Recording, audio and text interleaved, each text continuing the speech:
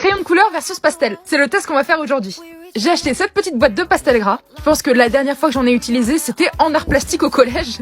Je me rappelais plus tellement de la sensation de les utiliser. Et franchement, ça a été une bonne découverte. Bon là, ma vidéo, elle a un peu bugué, j'ai perdu des rushs. Mais bon, comme vous voyez, je trouve que ça se mélange pas mal. Alors par contre, ne faites surtout pas la même erreur que moi. Effacez bien votre crayon en dessous. Je pensais que les pastels allaient le recouvrir, mais en fait pas du tout, ça s'est mélangé. Pour faire une sorte de pâte verte un peu dégueu, j'ai dû cacher les bords avec le Posca blanc. Mais bon, au final, j'ai quand même un peu limité les dégâts. J'avais trop envie d'essayer l'effet un peu matière des pastels, et je suis vraiment pas déçue. J'avais pas de petit objet tranchant pour pouvoir gratter un petit peu, vous savez, pour faire les lignes un peu plus précises, à l'intérieur de la couleur, mais je trouve quand même que ça va, c'est plutôt lumineux. Je trouve que les pastels gras, c'est génial pour dessiner de la nourriture. Là encore, évidemment, j'ai pas choisi de faire un truc simple, mais je me suis dit que pour ce test-là, il fallait y aller à fond. C'était un petit peu dur de mettre le Posca sur la matière, mais j'ai quand même fini par réussir.